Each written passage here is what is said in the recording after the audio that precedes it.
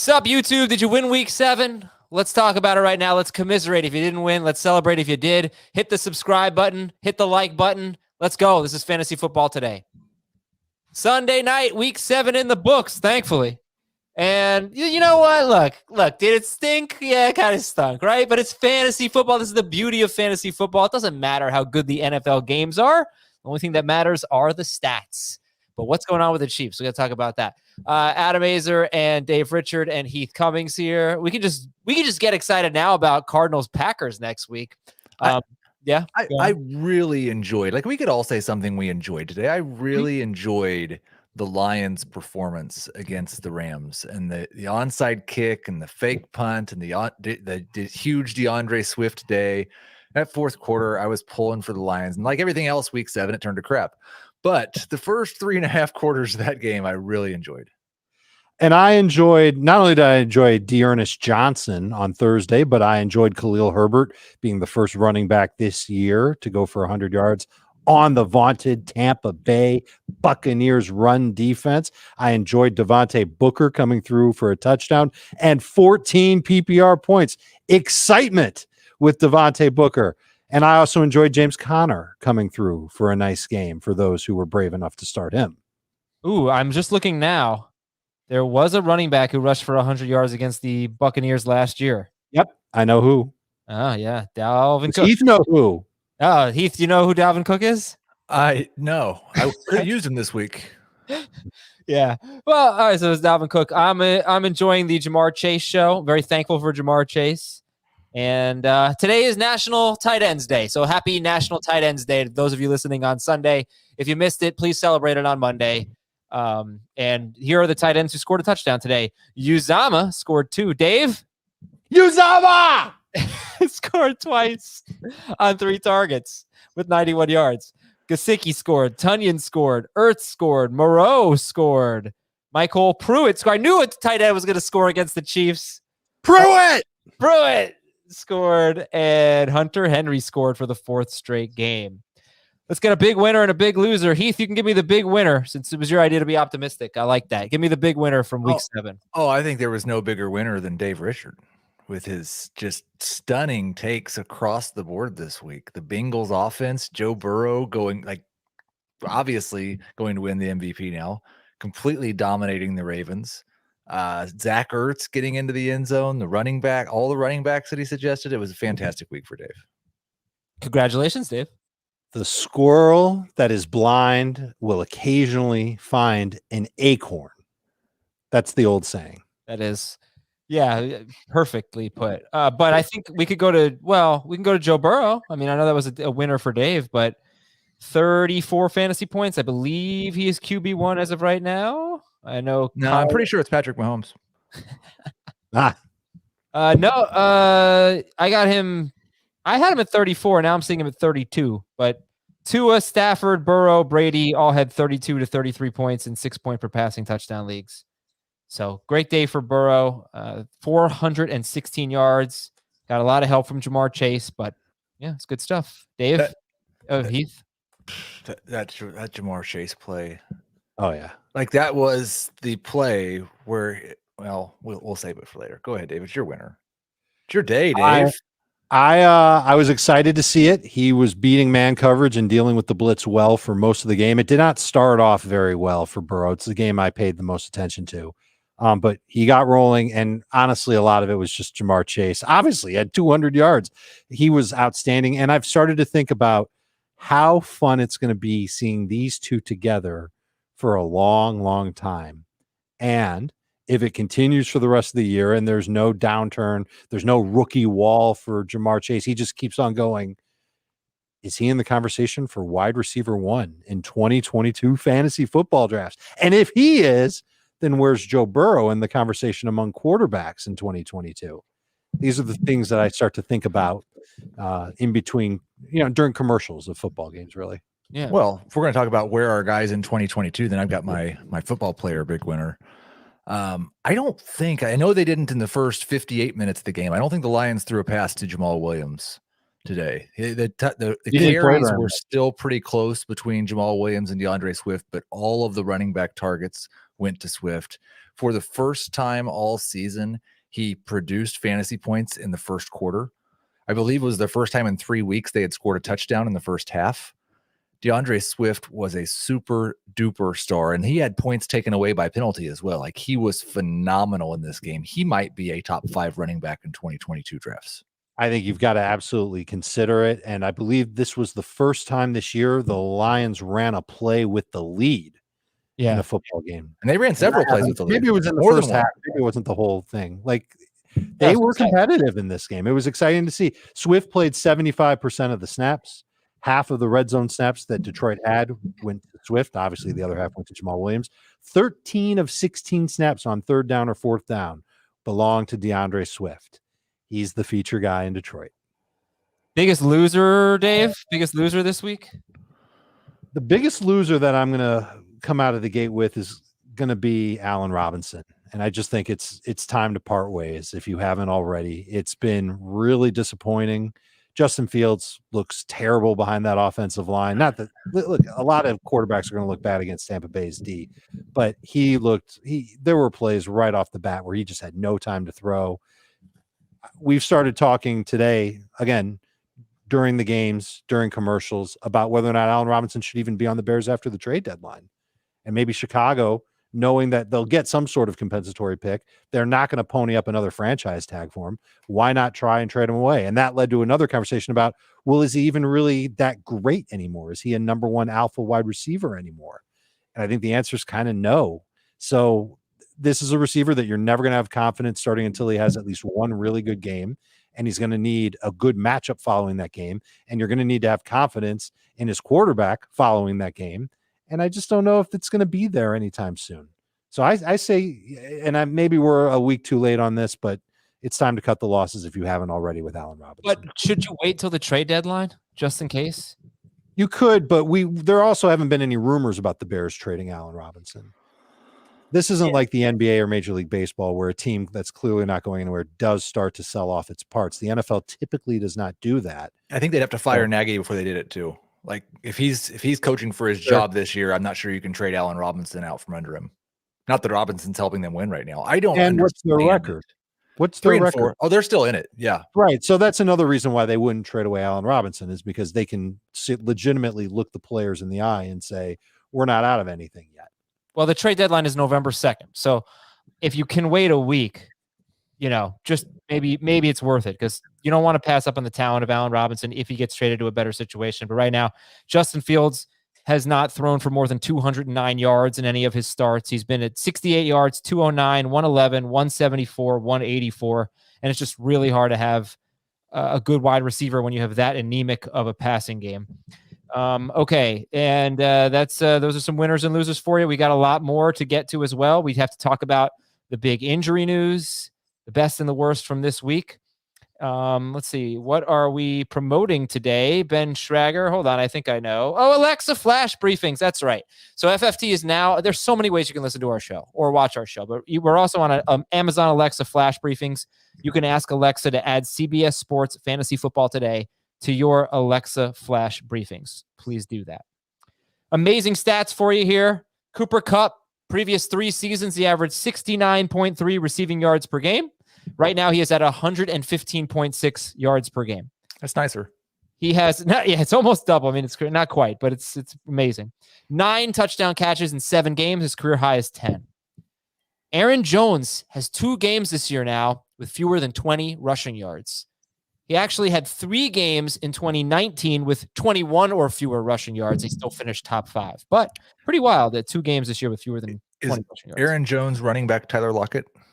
No. No, please, no. That's not fair. And the Jets. Tyler Lockett's been pretty good. A lot of you probably, not Aaron Jones.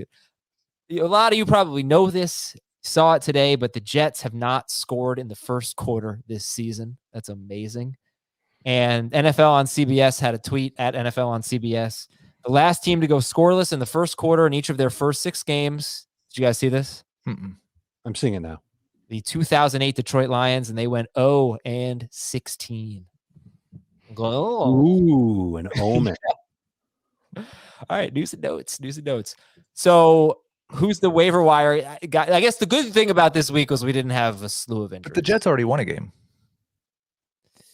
They did. Oh my God, they beat the Titans. Yeah. The Titan. I They forgot about that. So they might go Remember the Titans? I sure do. Beating the Bills and the Chiefs back-to-back weeks, not bad. So who's the waiver wire guy to pick up based on the injuries? We got Miles Sanders ankle, Josh Jacobs chest, Malcolm Brown, Zach Wilson. Yeah, those first two. I guess Gainwell is going to be on the top of the list for now. As we go through it, we'll mention some other guys. He played more snaps than Boston Scott. He dominated passing downs ahead of Boston Scott. We can get into that a little bit later. What was the snap count after he fumbled? Because I felt like it was just all him, and then he fumbled, and then it was a lot of Boston Scott. I'd have to go and go get I don't those. know. Yeah. I thought he fumbled pretty early in the game, didn't he? I thought he did too. Well, That he was only had definitely 5 the first one. carries. How many did Scott have? 7, I think. Okay, yeah, it's worth looking at. But Scott and Gainwell are going to be added. We don't know the severity of anybody's injuries right now, but Josh Jacobs are sort of downplaying. He avoided serious injury. They do have a bye, so as of right now, as of 8:30 p.m. on Sunday night, maybe we'll say optimism that he won't miss much time, if any. But we'll know more tomorrow, hopefully. Yeah, as far as the Eagles go, would you Gainwell over Boston Scott? I Yes. guess. Yeah. We need a lot more information. Mahomes is going to play next week. He cleared the concussion protocol. They took him out of the game because he's just not a good quarterback anymore. Didn't throw. Wanted to give the rest of the players a chance to win. Sam Darnold, on the other hand, got pulled because he's not a good quarterback. I think it's because he's Sam Darnold. But he will be the starting quarterback next week when they face the Falcons. If they haven't traded for Deshaun Watson. Can you trust him next week at the Falcons, Sam Darnold? No, he's not done anything trustworthy all season long. He ran for some touchdowns early in the year. He's been a horrible passer. Hey, you and I both started Robbie Anderson this week, okay? We did. Whoa, you did? Yeah, 2 leagues for sure. What happened? You started him in a 10-team league. Yeah, a lot of injuries in that league. I started on one team, Dante Pettis and Khalif Raymond. Hey, did you win? Same team? That's awesome. Is that your tankathon team? No, I might win that one. All right, good job, man. Oh, good. I want you to win the tankathon. No, I'm not going to win that one. I've got like 45 points. You can't tank with me, Dave. How many Nice little, leagues are you a cute tanking little tanking in week 7, but you scored like I 60 lost more to points. a winless team. Oh, So I beat happy. him. Beat that team earlier this year. So Jonnu Smith left with a shoulder injury. Malcolm Brown's injury was a big deal. Myles Gaskin had a huge workload. He was obviously a big winner. We'll talk about Myles Gaskin. He'll be on the losers list next week, I'm sure. JK. Mike Davis, I don't know if you guys saw anything on this, but late in the game, he hobbled off in the fourth quarter, I think in the final 2 minutes. Yeah. So we'll check on Mike Davis. maybe Wayne Gallman's the handcuff now, but Mike Davis didn't matter before he held off. It's true. And Zach Wilson is expected to miss some time with a knee injury. Hope you stash the Bengals DST. They get the Jets next week. We'll do a little buy or sell, and then we'll get into the winners and losers again. Buy or sell, Tyrod Taylor, who may or may not play next week, will revive Brandin Cooks' season. Cooks had 21 yards on 7 targets, and that's 47 or fewer yards in 3 of his last 4 games. So he's really struggling. He gets the Rams next week. So buy or sell, Tyrod Taylor will revive Brandin Cooks' season. I'll buy it. I just hope that Tyrod doesn't come back next week. The Texans take on the Rams next week. Got a feeling that even if Tyrod plays, Brandin Cooks is not going to have a very good game, despite what Khalif Raymond did against those vaunted Rams. Regardless, after that Rams game, it's Dolphins by Titans, Jets, Colts, Seahawks, Jags. Like Brandin Cooks' season is going to be just fine no matter who the quarterback is, I think. All right. Calvin Ridley is still a great buy low after 26 yards and a touchdown on 10 targets. Calvin Ridley is still a great buy low, buy or sell. I still think I think he's a good buy low, and I think you can start to think of trying to buy even lower on him now than before this game. Do you have his ADOT in this game? I don't know if I do. Let me see if I can find it. I saw a lot of short stuff with him. Because that's the problem. And everything I saw to Kyle Pitts was 25 yards downfield. Right. Yeah. Kyle Pitts was their outside, like, X receiver today. At least Calvin Ridley's average depth of target for the season was 10.8. It was 14.3 last year. Give me 1 second. I just don't like, even if he's getting 10 targets a game, it's almost like it's not the Juju role, but he's moving that direction.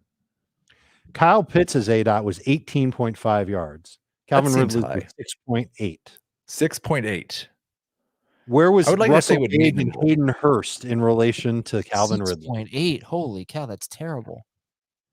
Russell Gage and Hayden Hurst were higher. Well, yeah, Gage had like 40 air yards on one play. Right. All right, so what are we doing? Buying or selling that he's still a great buy low? Because he's still getting double-digit targets consistently. I'm holding Calvin Ridley. I'm selling that he's a great buy low. Okay. That's a good way to put it. Buy or sell Brandon Bolden, 7% rostered, is a must-add. 6 catches, 79 yards, and a touchdown. Rhamondre Stevenson, inactive. Yeah, I think this could end up being a fooled you, but maybe not for a couple of weeks. Bolden looked amazing. This is the best Brandon Bolden's ever looked, maybe in his entire pro career. Which not that he's had this kind of an opportunity. Right. The Jets have had a lot of best of players ever looked against them over the past few years. I think they were giving up the most receiving yards per game, the running backs, right? And they are terrible at this. They're really terrible at basically football. But I just think, especially with it being a late game next week, how are you going to have any confidence whether Stevenson's going to be active? And if Stevenson was active, are you going to feel comfortable starting Brandon Bolden? No. But the thing is, he gets almost no carries, so there's that. It's not like James White would get a handful, or Chase Edmonds or something. There's no way I'd feel good with him in a non-PPR league. Maybe in a deeper half PPR league. The only leagues where I'd really be interested in adding Brandon Bolden back onto a roster, full PPR, 6+ bench spots, and I know that I've got some bye weeks to. What was that, Heath? I needed a little Eli Mitchell in my life today. Oh, you got it. I got a little Eli. Nice. All right, Dave. Yeah, so 7% added, 7% roster for Brandon Bolden. Yeah, full PPR. You got to have 6+ bench spots and bye weeks coming up. And the Jets do, in fact, allow the most receiving yards per game to running backs, and he had 79 of them and a touchdown today. Buy or sell, Zach Ertz is better than Dallas Goedert rest of season. Ertz had 66 yards and a touchdown. Goddard had 70 yards, no touchdown. He did have a 2-point conversion. Did have a 2-point conversion, yes. So buy or sell, Ertz is better than Goddard rest of season. Also, I'm going to sell too. And the thing that I'm worried about with Ertz is that he's going to be a touchdown-dependent tight end. 5 targets in this game. And not that by the fourth quarter, Arizona really wasn't airing it out very much. Next week, they'll be far more competitive. Maybe that's a game where he'll see 6 or 7 targets. But the Cardinals have made it pretty clear they want to spread the ball around as much as possible. That's what we've seen for most weeks. And I think that Ertz is probably going to live right around 5 targets per game, which means it's going to be hard for him to pick up 70 yards without it's going to be hard for him to pick up 70 yards, period. So touchdown or bust tight end, but one of the best ones this year. It's a great feeling when you roster Jalen Hurts and you start him and you're watching the game and you're just like, gosh, this is not going to be a good game for Jalen Hurts. And every week it's a good game for Jalen Hurts. It's unbelievable. Oh, man. All right, winners. So Dave's winners are Joe Burrow, we talked about, Myles Gaskin. Who's your third winner, Dave? My third winner is CJ Uzomah. Oh, what a letdown. That's all right. I already did the yelling. I'm only doing it once per show. Sorry. Is CJ Uzomah a winner in a moving forward kind of way, or just because he scored 2 touchdowns on tight end day? Like that was the thought that I had, is that if Zach Ertz is the best, let's just say, without really adding anybody else to it, but one of the best touchdown or bust tight ends, I think Uzomah should be, maybe number 2, maybe number 3 on that list of great touchdown or bust tight ends. Why? So he came through and had an amazing He's had game. one game with more than 3 targets. Listen, the targets suck, but he's still finding the end zone. Not really. I mean, like, okay. Last 2 weeks he has. Yeah, and he had 2 touchdowns without Higgins. And he had 3 touchdowns in his last 2 games too. So that's what, 5 this season. So yes, you're right. I was wrong. You're right. But there's like nothing there. It just seems so. Like Cox or Uzama. Ali Cox is playing half the snaps. We'll see what happens in the Sunday night game if he sees an uptick. I think I'd rather have Uzama. Uzama's running about as many routes as Tyler Boyd has been. And he's making plays after the catch. The Bengals coaching staff might say, hey, maybe we should get this guy a little bit more involved. We need some downfield threats besides Jamar Chase. They can't rely on Jamar Chase. Well, maybe they can. Jamar Chase has been doing it all year. They probably can. But I wonder if Uzama takes on a little bit bigger of a role. For now, touchdown or bust tight end. All right, what about Gaskin? We've gone way too long without talking about Gaskin. 15 carries, 67 yards. Malcolm Brown left with an injury early. 4 catches. A lot. Yeah, 4 catches, 10 yards, and a touchdown here for Gaskin, who's been the most frustrating player. He was started in 63% of leagues today. What do you think going forward at Buffalo, unfortunately, next week? Well, probably a game where he should be able to pick up some targets. I don't know how well he'll run the football in that game. He was started in 63% of leagues. Good job, guys. That should be lower next week. Doesn't that amaze you, Dave? Because I think it must have just been the combination of injuries and bye weeks. I would have thought. I thought it would have been like 36, not 63. 100%. Yeah, he was. If Malcolm Brown is out, I will feel a lot better about Gaskin. We learned through Brown's injury that the coaching staff still believes that Gaskin can do something, and he rewarded the coaching staff for it. He played 63% of the snaps today. So we'll see what goes down. We'll see what's up with Brown. And maybe desperation running back, PPR. Okay. Start him over Brandon Bolden. That's a nice thing to say. Heath, you're up. Your winners. Yeah, we already talked about D'Andre Swift. I only found winners and losers from the running backs this week. I don't know why, but I think it was quite obvious before Mike Davis got hurt that Cordarrelle Patterson is the #1 running back for the Atlanta Falcons and maybe even a workhorse running back. I believe Davis had like 3 or 4 touches in the first 50 minutes of this game. It wasn't David Patterson's best game. He didn't have as much involvement in the passing game, and that would be a bit of a problem if it continues. But if he's going to get 15 to 18 touches with the way they've been getting him in space, he's the Falcons RB1, and he might be a fantasy RB1 until this changes. We keep saying until this changes, and it probably will, but maybe it won't. And then the other guy was Michael Carter. Loved how involved they got him in the passing game, even in garbage time. Loved the fact that he was playing so much more in terms of touches than Ty Johnson. What do those 2 running backs have in common? Michael Carter and Cordarrelle Patterson. They were coming off the bye. And what else? They play for really bad teams. And I don't know. They're better than the other guys in their backfield. And Uzama. They both logged season highs in playing time coming off the bye week. Patterson played 73% of the snaps, more than he's played in any game so far this year. That includes the game that Calvin Ridley missed in London. And Carter, 72% of the snaps, a season high by a large margin, not to be confused with large margin. Large margin. But no Tevin Coleman. Coleman got hurt on Friday in practice. He didn't play in the game. And I think Carter acquitted himself very well in the passing game. Loved his receiving production. That's an element that the Jets might be able to build on. It also might be a Mike White thing and not a Zach Wilson thing. Yeah. So we'll see if the Zach Wilson injury, if that lingers on and Mike White starts for the Jets, that would make me consider Carter a #2 fantasy running back in PPR pretty easily. Cool. Okay, those are some winners for you. We got losers coming up. Losers including Amon-Ra St. Brown and A.J. Dillon and more. We're going to take a quick break on Fantasy Football Today. When we come back, we'll talk about the Week 7 losers. Welcome back to Fantasy Football Today, recording on this Sunday night. Thanks for watching here on YouTube, youtube.com/fantasyfootballtoday. Thanks for listening on your device at home or wherever you are. Appreciate all of the support every single week. We love it. All right, Heath. Your number one loser is Amon-Ra St. Not necessarily in order, but first one on the list is Amon-Ra St. Brown. Do you know who had more catches than Amon-Ra St. Brown today? Everybody else who played on the Lions, Daniel Jones. Daniel Jones. That's Daniel right. Jones also had more catches than yeah, he played 66% of the snaps and just did not catch anything. Not only did he not catch anything, they didn't throw him the ball.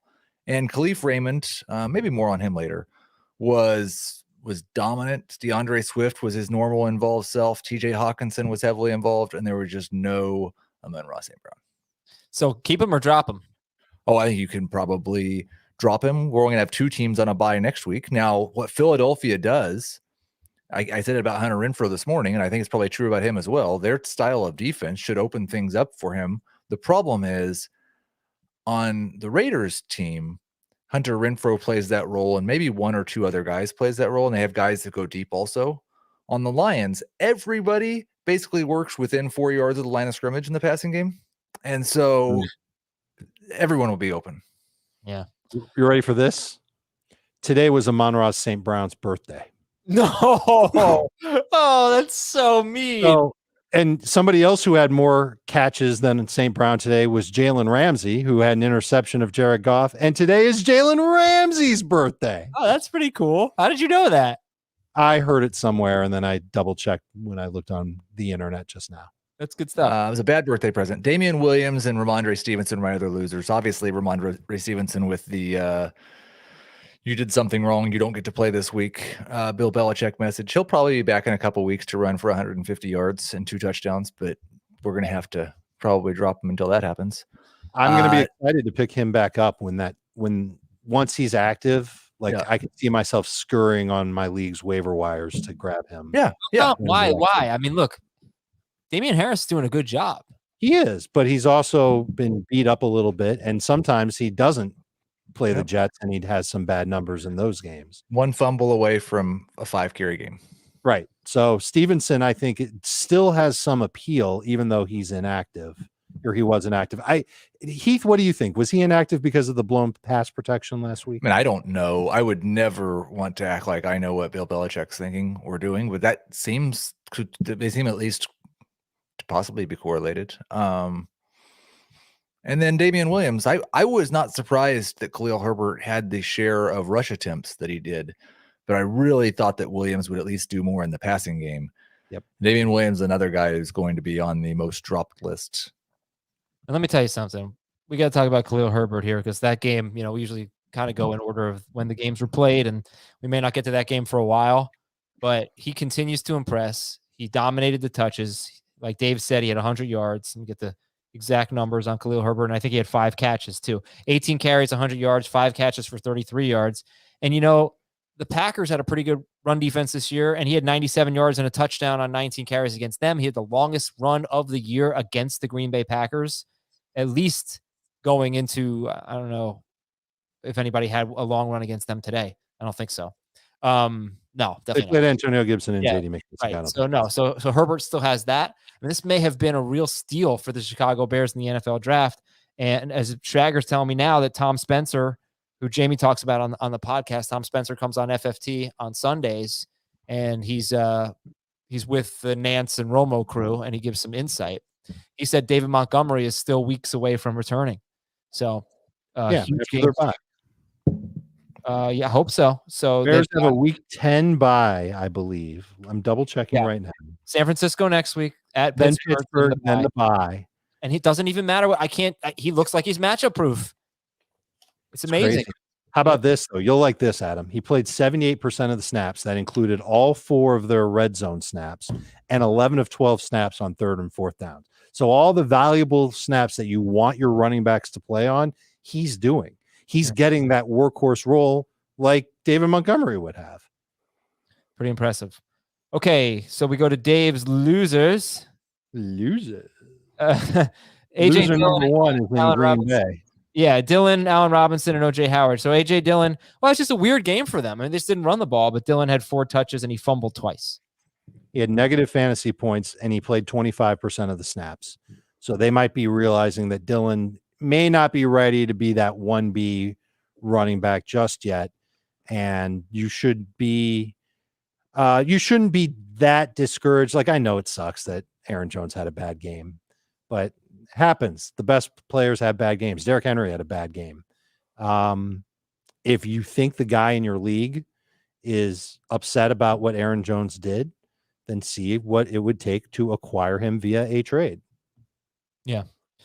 And Jones had 6 carries for 19 yards. Dillon had 3 carries for 16 yards or 6 yards. What did you think, OJ Howard? That was so disappointing. He was wide open in the end zone. I gotta tell you, I don't know how much of that game you guys watched. Brady, believe it or not, was not his super sharp self. Believe it. Yeah. They had like 2 goal to go situations near the end of Brady's time in the game, and they didn't score. And it was, you don't see that with the Bucs, but he missed Brate a couple times. He on a touchdown. He missed Howard on an open touchdown. So, but OJ Howard might have been his last week that we use him anyway, but it's terrible. Yep. It was brutal.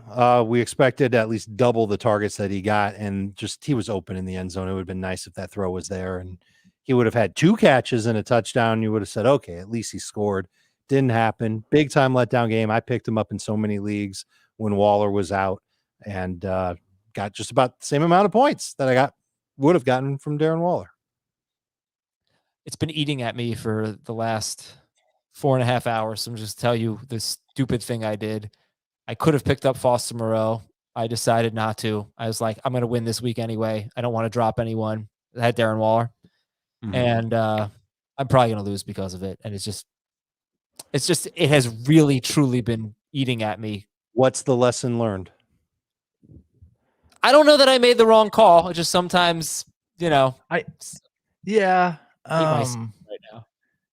I think the lesson learned is to try not to let these things upset you quite so much. I can't. Yeah, you can. You can. I'm so bad at myself. Okay. Atlanta 30 and Miami 28. We're already into the games. Okay, here we go. Matt Ryan. Heath, I'm sorry. This is your thing. What do you got? Believe it or not. Believe it or not, Matt Ryan and Tua Tagovailoa are both high-end number 2 quarterbacks rest of the season. Borderline number 1s even. Atlanta plays Carolina next week, then New Orleans, and then Dallas. I don't love that schedule, but I would still say that Matt Ryan is in the conversation of a high-end number 2 fantasy quarterback, so I will agree with that part of it. Tua's got Buffalo. That sucks. And then Houston. That's great. And then Baltimore. Assuming he's still on the Dolphins, he'd be behind Matt Ryan and would probably be more of a middle of the pack number 2 fantasy quarterback. So I guess I'm not believing you, Heath. Man, I just kind of think that things might just get better for Tua, assuming that Devontae Parker comes back like we think that he will, and that the Dolphins don't. I am really just, and this might be something we have to address next week or in 10 days, and I'll have to wrap my head around it. It's really hard for me to believe that Deshaun Watson's going to get traded and play for a different team this season. So assuming that doesn't happen, I really think he's taken a couple of steps the last 2 weeks against good matchups, admittedly, but there may be some confidence building, and I still don't think they're going to be able to run the ball very well. So I think I'm a little more optimistic about Tua. The Colts version of CJ Uzomah just scored. Yeah. I need to see it from Tagovailoa in a tougher matchup. Like if he scores 3 touchdowns against Buffalo in week 8, then I think 2. What about 2? I think 2 would work. Well, how many turnovers are along the way? Does he have 300 yards? Does he, blow kisses to the fans and tell everybody that he's a big avid fantasy football fan? Important stuff. No, if the numbers are good again, then I think people can start to trust Tua. But we've got to take all of his work the last 2 weeks with a big old grain of salt. What will be your interest level in Russell Gage? 4 catches, 67 yards, and a touchdown. 15% rostered. I think he should be about 40%. So there's definitely leagues where I'm going to try to add him. But not in any non-PPR leagues, I don't think. And not in anything shallower than 12 teams for sure. And not in some of my 12-team leagues. Who are the receivers that are on bye next week? Here's the list of receivers that I think people are starting that are going to be on bye. Marquise Brown. End of list. Only 2 teams on by. Maybe Hunter Renfrow. I guess I should be a little more fair and say that Renfro's on that list. Gage probably would be middle of the pack-ish in PPR leagues as a replacement. Okay, last question here. We got high target volume, really good production, pretty consistently, I'd say, from Jalen Waddle and Mike Gesicki. Gesicki had 85 yards and a touchdown. Waddle had 7 catches for 83 yards. So what are we thinking about these guys going forward? Waddle and Gesicki. Are they sell highs? Are they buys? Are they just keep them as, holds? What do you think? Start them. I don't think you should buy high on them, and that's what you would have to do if you really set your sights on acquiring them. Do I think either one of them can be better than what they were over the last 2 weeks? No. I think Waddle could. Who they played? Waddle's a rookie wide receiver. I think Gesicki, we're seeing probably the best of what he could be, but I don't want to trade him because I think he's a starting tight end, a legitimate one. But I think Waddle, if it wasn't for Jamar Chase, I think we'd be talking about what a great start Jalen Waddle's off to for a rookie wide receiver. You take him over Devontae Smith? Devontae Smith or Waddle? Waddle. At this point, it's got to be Waddle. It's closer in non-PPR, but it's a no-brainer in full PPR. Okay. And last one, Kadarius Toney or Waddle? Waddle. I messed up. What'd you do? My believe it or not, it was actually one of the ones for the article. So Kyle Pitts is the top 3 tight end rest of season. No, I'm going to say no. Well, the same thing that we said about Tua, I think, can apply to Pitts. He just got done ripping through Jacksonville and Miami. If that's the case, then I think Kyle Pitts might be a sell high, because when I put the poll on Twitter, I believe 85% of people said yes. Were they really thinking though? So obviously they're not going to take him over Kelsey. Are they really going to take him over Mark Andrews? I don't think that's warranted. So then it's Waller versus Pitts, and I'd still take Waller.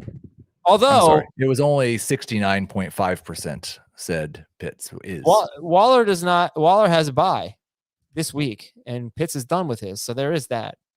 Mm-hmm. He's 3 or 4, right? I mean, he's ahead of Hawkinson, right? He's ahead of who else? Kittle. He's ahead of Kittle. So yeah, he's awesome. All right. So who would you rather have in Dynasty? We got to wrap up on this game, or we're going to be here forever. But who would you rather have in Dynasty? Kyle Pitts or Jamar Chase? Chase, and that is believe it or not, I actually have 2 for this next game. That's the next game, right? Cincinnati, Baltimore. Yeah. Jamar Chase is the number 1 wide receiver in Dynasty. The number 1 receiver in Dynasty. I'm in. Yep. Absolutely. You're in. You've seen enough. You know that this is the guy. I still think about AJ Brown and Justin Jefferson and what they're capable of doing. The thing is, he was better than them in college, and he's been better through his first 7 NFL games than they were. Than anyone. He is the most anyone ever. Yeah. So and who his quarterback is going to be for a long time. Stability. Yep. Yeah. I think he became the number 1 dynasty wide receiver on that 83-yard slant that should have been like a 5-yard gain. I think that play is where that's the play where he became number 1. Maybe. I think the argument can be made. Off the top of my head, I'm thinking he's top 3 at the very least. And then the other one, because I did have one for each side of this game, because it's a really interesting game. Yeah. You don't have to hold any of the Baltimore running backs through their bye. I don't believe it. I'm absolutely holding Freeman. Who? Freeman? 4 carries? 4 carry Freeman. He might be 4 carry Freeman, but he played a bunch of the snaps for them. For whatever reason, I don't have it right in front of me. Oh, yeah, I do. Well, he didn't have a ton. 40%, 39%. 4 carry. If you're going to look at this split, hold on. If Freeman had 39%, Le'Veon had 31%, Tyson had 30%. If you're going to hold one of them, it might be Latavius Murray. He could be back. He could easily be back. 0% of the snaps. Yeah, he could easily be back after the bye. Is that the one? Is that the best Baltimore running back to have right now, Latavius Murray? I would bet on Freeman. I would too. Really? He just, I know he didn't have a lot of work, and this whole backfield is ugly. This was a terrible matchup. The Bengals' run defense has been amazing this year. It really has. But I still thought that we'd get. I'm happy that Freeman led the way. I wish that he had another 10% of the work and maybe 5% off of Le'Veon and Tyson. I don't think Le'Veon looks that great. Prisco thinks that Le'Veon looked pretty good, but I think he's lost a step and still running very patiently. That's a bad combination. All right. Last thing on this game here. I know Let's put it this way, Adam. I think if you were to drop either Latavius or Le'Veon during their bye, someone would pick them up and carry them through the bye for you. Not Le'Veon. Latavius or Freeman, you mean? Yeah, Latavius or Freeman. I'm sorry. If I said Le'Veon, I apologize. Yeah. Lamar Jackson. Do we have any concerns here? He's got one game this year with more than one passing touchdown and one game with any rushing touchdowns, I think. He had two. What do you have, 24 fantasy points today? Yeah. That's a good game. The rushing was very encouraging because that's something that hasn't been a staple. So I like that part of his game. He was throwing the ball really well early on, and then I think he and the whole offense just kind of flamed out. So what do we have any concerns about Lamar Jackson? All right. Nope. He's still a top 6 fantasy quarterback. Giants 25, Panthers 3. Believe it or not, Dante Pettis matters more for fantasy than Robbie Anderson. In 2 weeks, neither one's going to matter. That is not the question. Hopefully in 1 week. I'm going to sell it. I'm going to not disbelieve it. I mean, man, the Giants get the Chiefs defense next week. We They're have no reason to believe any of the other Giants wide receivers are going to be able to play football. No, I think you've got a 33% chance that at least one of them's back. Well, last week we went in thinking that, and the one guy we were pretty sure was going to play is the one that didn't. Yeah, but it's not like John Ross had a good game, really. He fell on top of someone Dante Pettis. Dante Pettis, and tumbled into the end zone. He had 5 catches for 39 yards and a touchdown on 5 targets. I think Darius Slayton would I do this one again with Darius Slayton. So you think Darius Slayton matters more? Well, I think everybody thinks Darius Slayton matters more than Robbie Anderson. Well, he's 15% rostered, so you should go at them both. Or just, pick a better offense. But what else are you going to talk about in this game? I think Slayton is going to stick around in the offense when everybody's healthy. Even when Shepard's back and Tony's back and Galladay's back, you'll still see Slayton at times. He'll replace guys in 3 receiver sets. When they go 4 wide, I don't know how often they will, but when they do it, he'll play. I don't think Dante Pettis has a chance of seeing work when everybody's healthy. So I know everybody hates on Sam Darnold, and he had all those rushing touchdowns, but he also had 297 or 295 or more yards in each of his first 4 games of the season. And he's played so poorly now the last 3 weeks. I don't really think that DJ Moore can have that true breakout season. I mean, it could be really good like it has been each of the last 2 years. A great player, but I don't know. It looked like it was going to be a special year. He was going to be that great draft pick, and I'm having doubts now. We kind of do this same thing with him that we do with Terry McLaurin, though. Like, he has a bad game. We're like, yeah, he just can't be a number 1 wide receiver with quarterback play this bad. And then the next week he got 8 for 120. But maybe. But the thing is, McLaurin hasn't been a top 12. Well, we think McLaurin's better than Moore in fantasy. I had Moore ranked a lot higher this week. Oh, well, and last week. Okay, but Ryan Fitzpatrick will be back soon. We think, put it this way, we think the Washington passing game is better than the Panthers passing game, right? Probably no. Can we go back to the whole Teddy Bridgewater versus Sam Darnold thing and agree that Teddy Bridgewater is better than Sam Darnold? Yeah. Okay. Yeah. Good. Yeah. Even though Teddy had a terrible game. But yeah, I mean, even if we do this, he didn't get benched. Darnold did. Even if we do this with DJ Moore, I mean, he has not been an elite fantasy receiver. Sure, but I'm still going to start him. Absolutely. He might perform like a number 2 fantasy receiver. Next week, he's taking on Atlanta. The expectations are going to be just as high for him next week as they were this week against the Giants. Like, I don't know what it means exactly to be an elite fantasy wide receiver, but coming into this week, he had the same number of points as Marquise Brown. He was 1 point behind Jamar Chase. He was wide receiver 8. He had 6 catches for 73 yards. It's a really good game. And I think he's going to be a really good receiver. I'm kind of losing my faith that DJ Moore is going to be, when we look back, one of the best picks in fantasy, total breakout, second round pick next year. He's going to be what he's consistently been, which is a good number 2 fantasy receiver. Okay, let's move on. New England 54, Jets 13. That I had to make sure that was really the score. It was hard to believe. Was that a scoregami? It was not.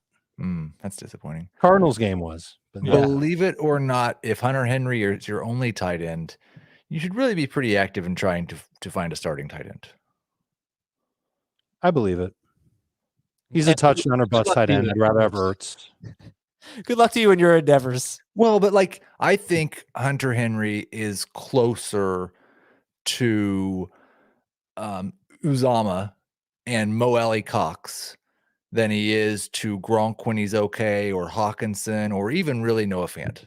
What do you think of him versus Ertz? I think I'd rather have Ertz for sure. I think I would too. Yeah. And I agree with everything you're saying. That was fantastic. Great. Yeah. Super duper. So who do they have next week? They have the Chargers next week. So don't drop Jacoby Myers. Well, they should be able to run the ball against the Chargers. I think they'll try. Yeah. As long as they can hang with them. Interesting. All right. Jacoby Myers, keep him or drop him? 80% rostered. You can drop him. You can absolutely drop him in non-PPR leagues, half PPR leagues, full PPR. I still think he's worth a bench spot. Yeah, I mean, the you can drop him in full PPR is more of a, if there's someone you really gotta, like we find out well, I don't know what the Myles Sanders is a good example, because who knows who the Eagles running back is if Sanders is out for a long time. Well, qualify it. Let's say Myles Sanders doesn't play next week. Gainwell's on the waiver wire. I don't Myers, he's your worst player on your bench. I don't know that Gainwell is going to get more than 8 touches next week. I would drop Jacoby Myers for T.Y. Hilton. Yeah, I would too. Tennessee 27, Kansas City 3. Believe it or not, the Chiefs suck. I believe it. What the heck is going on, Heath?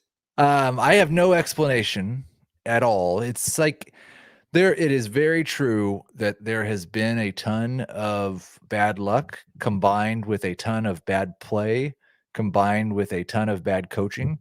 There's no silver lining here, except that they still have Patrick Mahomes and Travis Kelce and Tyreek Hill, so it'll probably be fine. I did run a Twitter poll. Will the Chiefs make the playoffs? Would you vote yes or no on that? Believe it or not, the Chiefs will not make the playoffs. Will not make the playoffs? Or believe it or not, the Chiefs will make the playoffs. Make it. 7 teams will make it. I think they can make it. They will make it. Yeah, I do too. 51% said no. I mean, they're going to annihilate the Giants next week. They're going to take it all out on them. I hope so. I think the offensive line's part of the problem. 4 sacks by the Titans? And it was much worse than that. Like, he was running for his life. But, like, the Panthers beat the Jets, right? Who, what? The Panthers beat the Jets? Week 1. And the Jets beat the Titans. And the Titans beat the Chiefs. And the Giants beat the Panthers. I'm pretty sure the Giants should be favored. I can't imagine anyone betting on the Chiefs this week. What do you think the spread's going to be? I can tell you what. I think it's going to be 9.5. It's in Kansas City? Yeah, on Monday night. It should be 17. I'm going to guess it's going to be 10.5. The early line is not listed. Oh, I wonder if it's not listed because of the hit that Mahomes took. It is Chiefs minus 10. Oh, well, it is right in the middle. Ben's looking. There we go. I don't have it in front of me. Where are you seeing that? New Jersey Sportsbooks. Okay, fine. Okay, let's talk about Julio Jones. A.J. Brown with another really good game, 133 yards and a touchdown. Great game for A.J. Brown. He was awesome. Julio Jones, 2 catches for 38 yards on 4 targets. Yeah. What do we do with Julio Jones, Dave? You wait until there's a game where there's a favorable matchup and like the Chiefs, theoretically a better game script. Listen, it's crazy how it happened, right? Just it wasn't Derrick Henry running away with it. It was Kansas City turning the ball over. It was Ryan Tannehill having a nice game, and just not a lot there for Julio Jones. I didn't really watch him to see how spry he looked. He did have one play for, I think it was 20 yards, where there was a catch and run element to it, and he looked okay on that play. So I don't know. We'll take it moving forward. But I think the days of him being 7 catches, 125 yards, and a touchdown are gone. I think he's clearly the number 2 receiver in this offense behind A.J. Brown. He's going to have some good weeks along the way. He's proven earlier this year that he can have some good games. The matchup against Seattle is an example. One good game this year. He's one good game. So he's barely played in 6 games. Let me tell you. I think he's a number 3 receiver. All right. So T. Higgins or Julio Jones? Higgins. I'm leaning toward Higgins. Myles Gaskin or Julio Jones? Julio, unless you need a running back badly. I was a little disappointed with the Titans. Only 29 carries for Derrick Henry. I think they really need to get him more involved. Yeah. Green Bay 24, Washington 10. Hey, one more thing about the Chiefs. Okay. Tyreek Hill has under 80 yards in 4 of 6 games. That's what he does. But no, look at he was probably a top 10 receiver. If not, no, he's probably a top 5 receiver going into the week because his 2 huge games have just been so good, but it's been really frustrating with him. Is he a buy low? Oh, I would buy low. Absolutely. Yeah. He was the number 2 receiver in fantasy going into this week. Can you believe that? No, I can't. Well, Tyler Lockett's probably still like top 15. If you have 2 enormous games, I don't know where Lockett is actually, but Lockett is I'm surprised he's this low, 25th. But yeah, I mean Tyreek Hill had 36 points in week 1 and 47 points in week 2. And he did have a very good game in week 6, but he had the touchdown. But all right, guys, anyway, back to the task at hand here. Green Bay, Chicago. Green Bay, Washington. Believe it or not, Robert Tunyon's a thing again. No. Mm-hmm. Nope. Touchdown. At Arizona. No. At Kansas City. Let's talk about yards. He's got 10 or fewer yards in 5 of 7 games. He plays the Chiefs in 2 weeks. And then the Seahawks. You reconsider. What did I just see? Did you see that play? I'm sorry. I know we don't usually talk about Sunday Night Football. Carson Wentz just made one of the worst plays of the year. It was a great throw if he was a 49er. Holy cow, is that bad? At the 5-yard line, no less. Wow. Okay. So, no, I'm not buying it. Or I'm not believing it. Robert Tunyon's not a thing. Dave, agree? Disagree? I agree. Okay, give me your take on the Washington backfield. Both of them had pretty disappointing games. Yeah. Gibson, I don't think looked that great. He played 41% of the snaps. I think that was predictable going into this one, figuring that Aaron Rodgers would have his way with the Washington defense. McKissick played 64% of the snaps. McKissick was better in full PPR.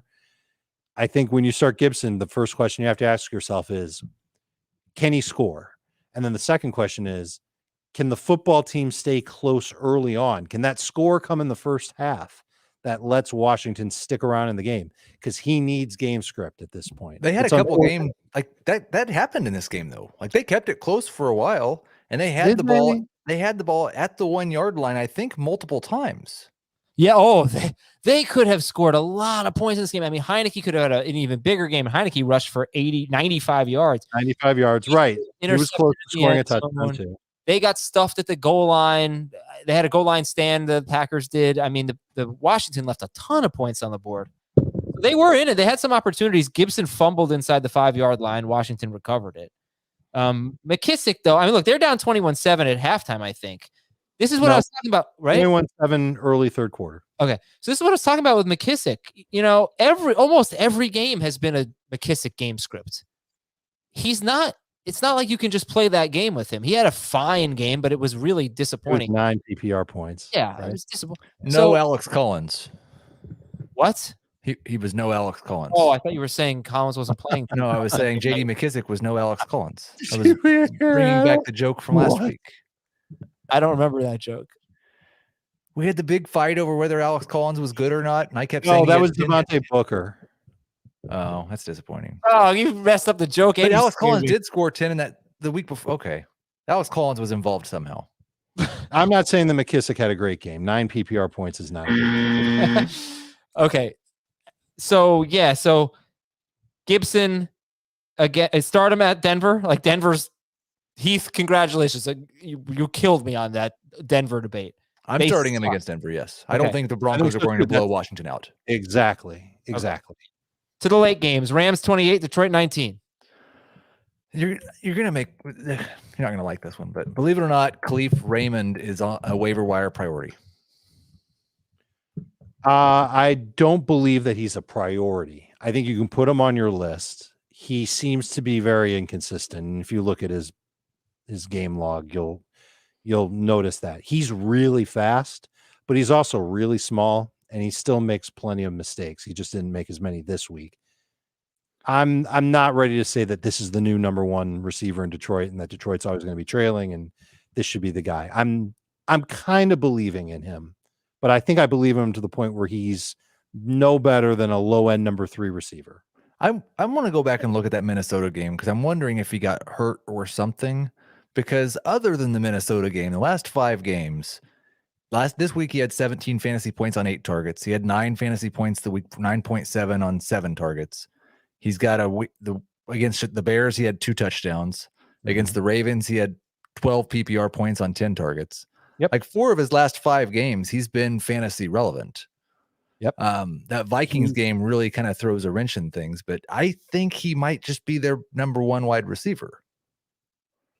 I like that he's had at least 6 targets in 3 of his last 4 games. 4 of his last 5. He's played.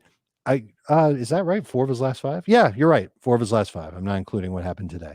I like that he's played at least 60% of the snaps every single week. That includes 68% of the snaps against the Vikings. I just don't think he should be the priority at wide He should receiver. not be the number 1 priority. No. I think he should be on the list of wide receivers we're picking up. We're going to talk about him this week. Yes. We're going to talk. That's all I want. Ahead of Dante Pettis, ahead of Darius Slayton. Pettis for sure. Probably Slayton. Yeah, he's got more long-term value than Slayton. Would you put Dallas Goedert or Noah Fant or Ertz or whatever, or Gronk at this point, ahead of Hawkinson?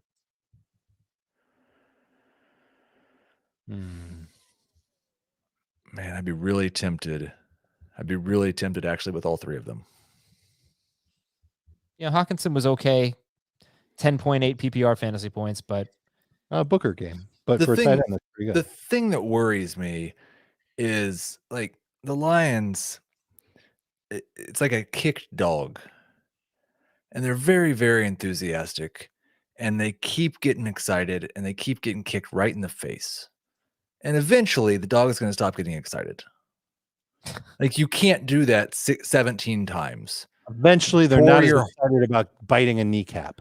It's just I'm worried that this team's going to just really stink at some point, because they haven't been near. Like Jared Goff was getting made fun of a little bit for saying they're better than their record. They're a lot better than their record. They've lost 2 games on miracle field goals, and they just lost this game to the Rams that they were in until the end. Robert Woods or DJ Moore? Let's go to the Rams. Robert Woods or DJ Moore? More. Robert Woods or Tyler Lockett? Rest of season. Woods. I think I'm going to say Lockett. Okay. Woods had 6 catches for 70 yards on 6 targets. He also had a 2-point conversion. And he finds a way to get you 12-ish PPR fantasy points. I think he had 15 in this game.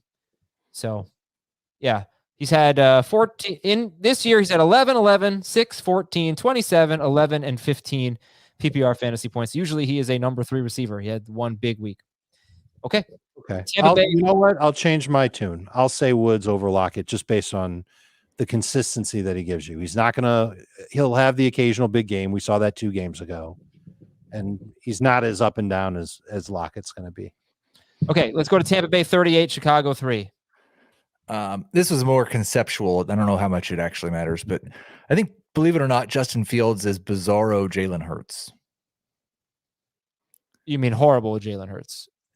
No, I mean that as much as we talk about Jalen Hurts, fantasy production never matches the way that he played because he was not near as good as the fantasy points he scores. I get it. every week there's at least a half dozen plays that I see just in the course of watching the games when I'm not watching every Bears play, where Justin Fields throws a ball on time in the perfect place and it's not a reception. Just over and over. And then also, like, I want to be clear, he did a terrible job sensing pressure, which he was under for the entire game, and he turned the ball over way too much, and a couple of those were actually his fault. But he's got interceptions going off of people's hands. He's got drop passes. He's got all kinds of dumb things happening around him. And I don't think he's near as bad as his statistics indicate. Right. You can throw the offensive line being a nightmare in there too. I get what you're saying. It's just it's the I'm bad buying him in play is Dynasty. working out for Hurts. It's just not going to work out for Fields anytime soon. Yeah, I get what you're saying too. I said horrible Jalen Hurts because I thought you were talking about fantasy, but yeah. Well, he's that. Okay. I think he's a more accurate passer than Jalen Hurts. Yes. Oh, he yeah. will eventually be good. And he might eventually be really, really good. If you're looking at this the Bucs stats, Ronald Jones got a lot of carries kind of late, and they really seemed to want to get him in the end zone. He almost got in, but it was Leonard Fournette's show, and he scored 15 carries, 81 yards, and a touchdown. You could have predicted a big game from Godwin, and you did get the tight coverage from the top cornerback on Mike Evans, but he was awesome in this game. I mean, he made some contested catches. He had 3 touchdowns, and Brady really found him. I don't think there's much more to talk about there. Las Vegas 33, Philadelphia 22. Man, I don't know where to go. Like, I don't think the running back thing is actually going to matter if Josh Jacobs is okay and they're on a bye. Do a Devontae Smith one. Believe it or not, Devontae Smith is droppable in a 10-team league. How about just droppable in general? I don't think he's that. I don't think he is either. That's why you asked the question, though. In Right. PPR, it's much easier to stick with him. It. Yeah, I don't believe it. I'd like for him to see it through, but He's mostly needed garbage time too, right? yeah, I wonder what he would, not earlier in the year. I wonder what his numbers would be like if he had a quarterback like Joe Burrow, or if he had a quarterback like even Tua. Not that Tua's the greatest, but Tua's playing better than Jalen Hurts is right now. And those rookie receivers that were drafted in round 1 are doing pretty well. We're happy to have them in fantasy. I think he's also being held to a high standard because of Chase and a little bit of Waddle. But I think if you look at his numbers, they're pretty good for a rookie. Well, I think part of it is also, though, he was viewed coming out as the most ready, as the highest floor guy. Like, everybody else might need a little bit of time. More than Chase, I don't know. Chase couldn't catch the ball in training camp. Don't you remember? He needed but, stripes on the balls because he couldn't adjust to the NFL ball. I don't know. What I'm even thinking about before training camp. I don't think that's the same thing, but so anyway, wait, I want to see, what is this guy talking about? This guy seems to be mad at us. Don't know bleep about Jacobs. I'm out. What are you talking about? We don't know bleep about whether Jacobs is hurt or not. Were we supposed to break the news? Oh yeah, I don't know. I don't know. Sorry, dude. Some of the comments are pretty funny. Okay, so let's finish up. Devontae Smith. Would you rather have Devontae Smith or shoot, man? This is Hunter hard. Renfrow. Okay. Yeah, Smith or Renfrow? Smith. If I had to, this is the thing. I'd probably take Smith because I think he has more upside. If I had to bet on who's going to score more PPR points the rest of the season, I would bet on Hunter Renfrow. Julio Jones or Devontae Smith? Smith. Whoa. You take Renfrow over Julio Jones then? Yeah. Okay. Okay. Probably I think I'd probably take Smith over Jones too. Wow. All right. Next game is Arizona-Houston, 31-5. All right. Yeah, this was one. Hopefully that'll be the score of the Atlanta-Houston game too. This is going to take a little bit of work because I started off with Chase Edmonds as a loser, but believe it or not, Zach Ertz is a problem for Chase Edmonds. Because when I sent it in that he was a loser, James Conner had 7 carries, Chase Edmonds had 6 carries, and Edmonds did not have a catch. Now, the third quarter and fourth quarter was all Edmonds and Conner, and more Edmonds than I expected, really, in running the clock out. Absolutely. Which kind of saved his bacon. Yeah, he had one catch in the game. 15 carries, 81 yards, one catch for 9 yards for Edmonds. He had 7 carries for 48 yards in the fourth quarter. Yeah, no, I'd still believe it. Yeah. Heath, yeah. So it's officially, believe it or not, Zach Ertz is a problem for Chase Edmonds? Yes, and you officially believe it. I'd expand it to, believe it or not, Zach Ertz is a problem for everyone on the team, except for Kyler. Yeah, I could see that. I don't think it changes anything for Hopkins, and I'm not sure it changed anything for AJ Green. Because Green is doing things different than what Rondale. I think Rondale Moore and Edmonds are the two I'm really worried about. You did. I'm not saying I disagree, but you did have, I think, a season low in targets for AJ Green. He only had 3. He did. I know he had 6 in 5 of his first 6 games. I don't remember about the other one, but how was 28 passes a season low for Kyler? Probably, or close to it. I think it's probably the second lowest. Yeah. So Chase Edmonds is interesting. Kyler, no, that was a season low for him. He's been 32, 31, 30, 28 pass attempts. Did he only have 10 rushing yards in this game? Yep, that's 17 in his last 3 games combined. but he's so good. I mean, he's just on fire. We have to stop. I think that he is forcing us to think of him differently. I mean, he is a passing quarterback, and he's crushing it. It's true. Yes. Come on. There will come a game where he goes off running the football. Well, there might be 2 or 3 of them left this year where he has a good rushing game. I'm not talking about just running one in from 5 yards out, like 40+ rushing yards. Like he's basically been awesome in 3 games, bad in 2 games, and good in 2 games. Mm-hmm. Bad? What's bad? He had 17 and 15 in terms of fantasy points. Yeah, he threw for 316 yards in one of those games. I thought we were just talking about fantasy points. No, I'm not just talking about fantasy points. He is becoming a different quarterback. He's throwing the ball really well. Okay, I was just talking about how I don't like the rushing because of what it does to the fantasy production. I was not. We can all agree on that. I'd rather him be running. Yeah. But I did this a few weeks ago. I said something like buy or sell. Kyler Murray can still be elite without the rushing totals. So we can do that again if you'd like. But at that point, it was like 20 yards a game, not 5. Right. So, yeah. So I guess, I mean, would you sell Kyler Murray? Would you sell Kyler Murray for Lamar Jackson and something? I would sell him for Patrick Mahomes, which you might be able to do after today. I think you'd have to throw in something with Kyler Murray. Not a great starter, but maybe someone. I was going to say someone along the lines of Robert Woods, but I think you can probably give somebody a little bit less than that. Is it controversial to say I don't see why Mahomes shouldn't be ranked ahead of him? Just straight up. No.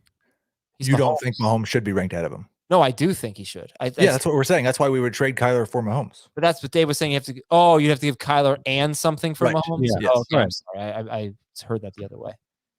And it shouldn't have to be that much. Plenty of people. If I did a Twitter poll right now, Kyler or Mahomes, I feel confident Kyler would win. Yes. Agreed. Okay. Good show, guys. Good week. Gotta love it. Week 7. All right. Thanks for watching. Thanks for listening. Hey, Adam. What? We survived the Binado. We did. My fantasy team's not so much. Not a great week, but we got to get some guys back. We got to get some guys back next week. All right. Thanks so much, everybody. We'll talk to you tomorrow, 2 p.m. Eastern. Be me, Chris, and Jacob Gibbs breaking things down for you, giving you the advanced stats and the look at Sunday Night Football and that ridiculous Carson Wentz interception. For Dave and Heath and Schrager, I'm Adam. See, Naeem Hines, bad drop. See you later.